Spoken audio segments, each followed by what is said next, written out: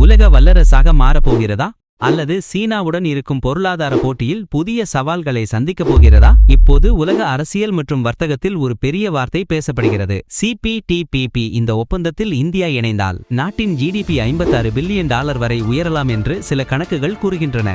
ஆனால் அதே நேரத்தில் இந்திய விவசாயிகள் மற்றும் உள்ளூர் தொழில்களுக்கு பெரிய பாதிப்பு ஏற்படுமா என்ற கேள்வியும் எழுகிறது. இதெல்லாம் நடக்கிற நேரத்தில் இந்த முடிவு பிரதமர் மோடிக்கு அரசியல் ரீதியாகவும் ஒரு பெரிய சோதனையாக மாறுமா? அப்படியானால் CPTPP என்றால் என்ன? இந்தியாவுக்கு இது மெகா பூஸ்டா அல்லது ஒரு பெரிய ரிஸ்கா?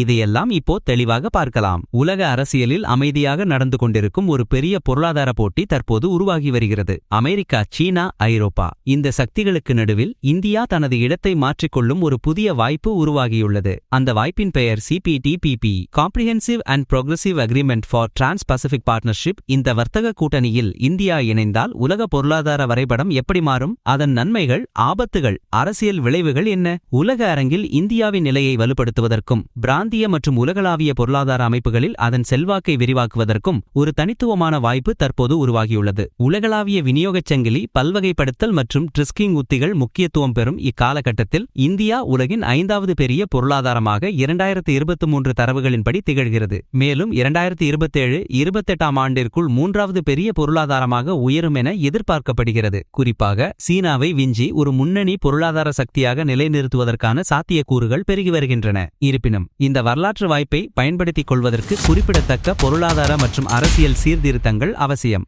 புவிசார் அரசியல் மற்றும் பொருளாதார வியூகத்தில் மாற்றம். கடந்த சில ஆண்டுகளாக இந்தியா தனது புவிசார் அரசியல் மற்றும் பொருளாதார வியூகத்தில் ஒரு குறிப்பிடத்தக்க மாற்றத்தை மேற்கொண்டுள்ளது. அமெரிக்காவுடனான ராஜதந்திர உறவுகளில் அவ்வப்போது ஏற்பட்ட சலசலப்புகள் மற்றும் வர்த்தக பிரச்சினைகள் இந்தியாவை தனது கூட்டணிகளை பல்வகைப்படுத்த தூண்டின. இதன் விளைவாக இந்தியா ஐக்கிய அரபு எமிரேட்ஸுடன் விரிவான பொருளாதார கூட்டாண்மை ஒப்பந்தம் CEPA 2022 மேற்கொண்டுள்ளது. ஆஸ்திரேலியாவுடன் பொருளாதார ஒத்துழைப்பு மற்றும் வர்த்தக ஒப்பந்தம் ECTA 2022 கையெழுத்திட்டுள்ளது. மேலும் ஐரோப்பிய தடையற்ற வர்த்தக கூட்டமைப்பு EFTA நாடுகளுடன் சுவிட்சர்லாந்து, நார்வே, ஐஸ்லாந்து, லீச்சென்ஸ்டைன் ஒரு வர்த்தக ஒப்பந்தத்தை சமீபத்தில் மார்ச் 2024 முடித்துள்ளது. இந்த மாற்றத்தின் மைய நோக்கம் ஒருதலைப்பட்சமான சார்பு நிலையை குறைத்து பலதரப்பு உறவுகளை மையமாக கொண்ட ஒரு புதிய உலக ஒழுங்கை உருவாக்குவதில் பங்களிப்பதாகும். இந்தியாவின் நீண்டகால பொருளாதார இலக்குகளில் ஒன்று மத்திய வருமான பொறியில் மிடில் இன்கம் டிராப் இருந்து மீள்வது. இது ஒரு நாடு குறிப்பிட்ட வருமான நிலையை அடைந்த பிறகு உற்பத்தி திறன் குறைபாடு அல்லது சீர்திருத்தமின்மை காரணமாக அடுத்த கட்ட வளர்ச்சிக்கு தேவையான உந்துதலை இழக்கும் ஒரு நிலையை குறிக்கிறது. இந்தியாவின் தற்போதைய தனிநபர் வருமானம் சுமார் $2600 உள்ளது. வளரும் நாடுகள் என்ற நிலையை தாண்டி வளர்ச்சியடைந்த நாடுகள் என்ற இலக்கை அடைய நிலையான மற்றும் அதிக வளர்ச்சி விகிதம் அவசியம். இந்த சவாலை சமாளித்து சீனாவுடன் திறம்பட போட்டியிட இந்தியா பிராந்திய வர்த்தக கூட்டமைப்பான விரிவான மற்றும் முற்போக்கான பசிபிக் நாடுகளின் கூட்டமைப்பு CPTPP-யில் இணைவது ஒரு சாத்தியமான வழிமுறையாக முன்வைக்கப்படுகிறது. CPTPP ஒரு சுருக்கமான கண்ணோட்டம் மற்றும் அதன் தோற்றம்.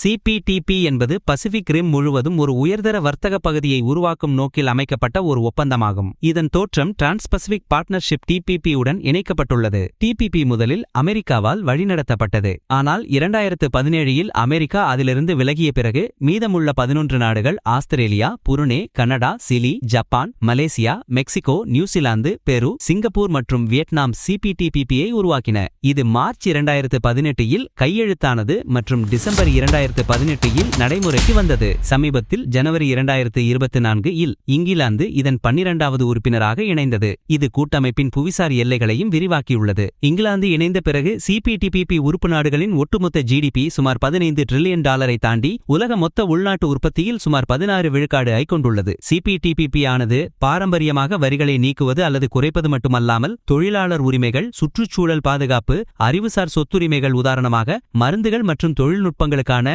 வலுவான காப்புரிமை பாதுகாப்பு, முதலீடு, அரசுக்கு சொந்தமான நிறுவனங்கள், SOE-கள் மற்றும் டிஜிட்டல் வர்த்தகம், தரவு உள்ளூர்மயமாக்கல் விதிமுறைகளை கட்டுப்படுத்துதல் போன்ற துறைகளில் கடுமையான பொதுவான தரநிலைகளை கொண்டுள்ளது. இந்த உயர்தர விதிகள் உறுப்பினர்களிடையே ஒரு நிலைத்தளத்தை உருவாக்கி நியாயமான மற்றும் திறமையான வர்த்தக நடைமுறைகளை ஊக்குவிக்கின்றன. CPTPP-யில் இந்தியா இணைவதால் ஏற்படும் பொருளாதார நன்மைகள். இந்தியா சிபிடிபிபியில் இணைவதன் மூலம் பல்வேறு பொருளாதார நன்மைகளை அனுபவிக்கும் என ஆய்வுகள் தெரிவிக்கின்றன.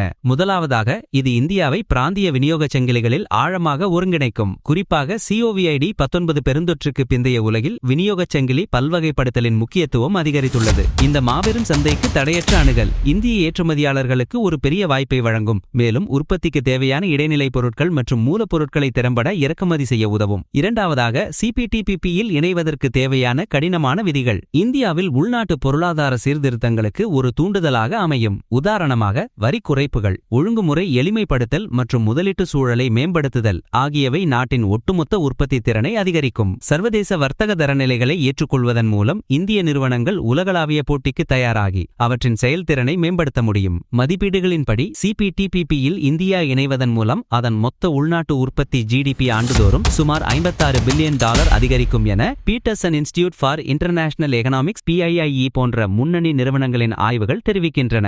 இது ஜவுளி, குறைக்கப்பட்ட வரிகளால் போட்டி விலை நிர்ணயம், மருந்துகள், தகவல் தொழில்நுட்ப சேவைகள் மற்றும் பொறியியல் பொருட்கள் போன்ற இந்தியாவின் முக்கிய ஏற்றுமதி துறைகளுக்கு பெரும் ஊக்கமளிக்கும். இந்த துறைகள் உலக சந்தைகளில் மேலும் போட்டித்தன்மையுடன் திகழவும் புதிய ஏற்றுமதி வாய்ப்புகளை பெறவும் சிபிடிபிபி வழிவகுக்கும். மேலும் வியட்நாம் போன்ற நாடுகளின் அனுபவத்தைப் போல அந்நிய நேரடி முதலீடுகளை FDI ஈர்ப்பதற்கான ஒரு கவர்ச்சிகரமான இடமாக இந்தியா மாறும். சிபிடிபியில் உள்ள உறுப்பினர்கள் வியட்நாமில் முதலீடு செய்ததன் மூலம் அதன் உற்பத்தி மற்றும் ஏற்றுமதி திறனை கணிசமாக அதிகரித்துள்ளனர். இந்தியாவின் பெரிய உள்நாட்டு சந்தை மற்றும் தகுதி வாய்ந்த பணியாளர்கள் சிபிடிபி உறுப்பு நாடுகளின் நிறுவனங்களுக்கு ஒரு புதிய முதலீட்டு மையமாக மாறக்கூடும். இது இந்திய நிறுவனங்களை உலகளாவிய போட்டியில் ஈடுபடுத்தி அவற்றின் உற்பத்தி திறனை அதிகரிக்கும், வேலைவாய்ப்பை உருவாக்கும் மற்றும் தொழில்நுட்ப பரிமாற்றத்திற்கு வழிவகுக்கும். இறுதியாக, எந்த ஒரு தனிப்பட்ட சக்தியையும், உதாரணமாக அமெரிக்கா அல்லது சீனா சார்ந்திருப்பதை தவிர்த்து இந்தியாவின் பொருளாதாரத்தை பன்முகப்படுத்தவும் இது உதவும். புவிசார் அரசியல் முக்கியத்துவம் சிபிடிபிபியில் இணைவது இந்தியாவின் புவிசார் அரசியல் நிலையை மேலும் வலுப்படுத்தும்.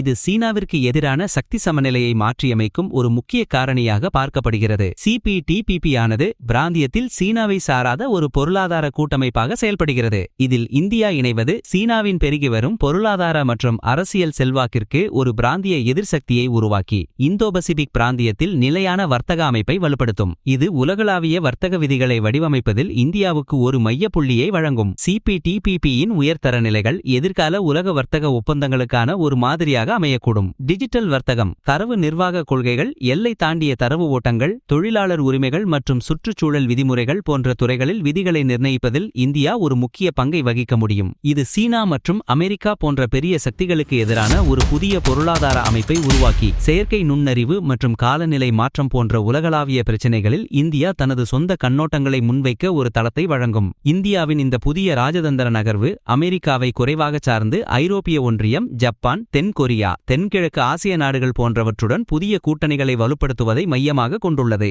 சிபிடிபியில் இணைவதால் ஏற்படும் சவால்கள் மற்றும் தீர்வுகள். சிபிடிபிபியில் இணைவது இந்திய மக்களுக்கு சில சவால்களை ஏற்படுத்தும். முதலாவதாக, கடுமையான சந்தை திறப்புகள் மற்றும் விவசாய வரிகளை குறைப்பது அரசியல் ரீதியாக மிகவும் செல்வாக்குமிக்க விவசாய சமூகங்களுக்கு அச்சுறுத்தலாக அமையலாம். வெளிநாடுகளில் இருந்து மலிவான விவசாய பொருட்கள், பால் பொருட்கள், சில பழங்கள் உள்ளூர் சந்தையில் நுழைந்தால் இந்தியாவின் 58 விழுக்காடு உழைப்பாளர் சக்தியை உள்ளடக்கிய விவசாயிகளின் வாழ்வாதாரம் பாதிக்கப்படும் என்ற அச்சம் நிலவுகிறது. இரண்டாவதாக, சட்ட மற்றும் தொழில்முறை சேவைகளை தாராளமயமாக்குவது. ஏற்கனவே இருக்கும் நிறுவனங்கள் மற்றும் தொழில் வல்லுநர்களிடமிருந்து எதிர்ப்பை சந்திக்கக்கூடும். வெளிநாட்டு நிறுவனங்கள் இந்தியாவில் செயல்படத் தொடங்கினால் உள்ளூர் நிறுவனங்களுக்கு போட்டி அதிகரிக்கும். குறிப்பாக அறிவுசார் சொத்துரிமை பாதுகாப்பு மற்றும் தரவு தனியுரிமை தொடர்பான சவால்கள் எழக்கூடும். மூன்றாவதாக, சிபிடிபிபி விதிகள் அரசுக்கு சொந்தமான நிறுவனங்களுக்கான SOES ஆதரவை குறைப்பது அல்லது அவற்றை சந்தை விதிமுறைகளுக்கு உட்படுத்துவது போன்ற கடினமான நடவடிக்கைகளை கோரக்கூடும். இந்திய ரயில்வே, வங்கிகள் மற்றும் விமான போக்குவரத்து போன்ற துறைகளில் உள்ள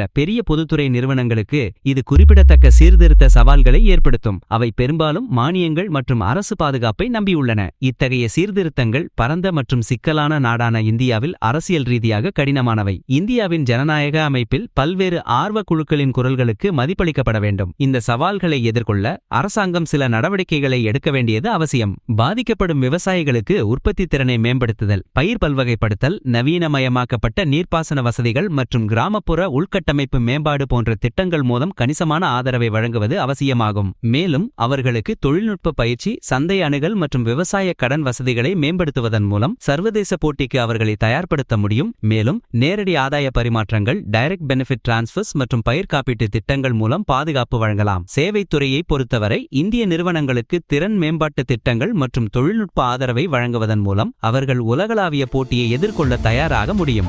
SOE-களுக்கான சீர்திருத்தங்கள் படிப்படியாகவும் மூலோபாய ரீதியாகவும் மேற்கொள்ளப்பட வேண்டும். ஊழியர்களுக்கான மறுபயிற்சி, சமூக பாதுகாப்பு வலைகள் மற்றும் ஒரு குறிப்பிட்ட கால அவகாசம் ஆகியவை உறுதிப்படுத்தப்பட வேண்டும். இந்தியா ஒரு திருப்புமுனையில் நிற்கிறது. உள்நாட்டு சீர்திருத்தங்களை மேற்கொள்ளாமல் சீனாவுடன் போட்டியிடுவதற்கு தேவையான பொருளாதார பலத்தை இந்தியா போராடி பெற வேண்டியிருக்கும். CPTPP-யில் இணைவதற்கான வாய்ப்பு இந்தியாவின் பொருளாதார வளர்ச்சி பாதையை சூப்பர் சார்ஜ் செய்வதற்கான ஒரு தனித்துவமான வாய்ப்பை வழங்குகிறது. 2047 ஆண்டிற்குள் வளர்ச்சியடைந்த இந்தியா என்ற இலக்கை அடைய இந்த கூட்டமைப்பு ஒரு உந்து சக்தியாக அமையலாம். இந்த சவால்களை தாண்டி உள்நாட்டு எதிர்ப்பை சமாளித்து உச்ச அரசியல் அதிகாரத்தில் இருக்கும் பிரதமர் நரேந்திர மோடியால் இந்த கடினமான சீர்திருத்தங்களை மேற்கொள்ள முடியுமா என்பதுவே முக்கிய கேள்வி. இந்த வரலாற்று வாய்ப்பை பயன்படுத்திக் கொண்டு தனது பொருளாதார வளர்ச்சி பாதையை விரைவுபடுத்தி உலக அரங்கில் ஒரு முக்கிய சக்தியாக இந்தியா உருவெடுக்குமா என்பதை வருங்காலமே தீர்மானிக்கும்.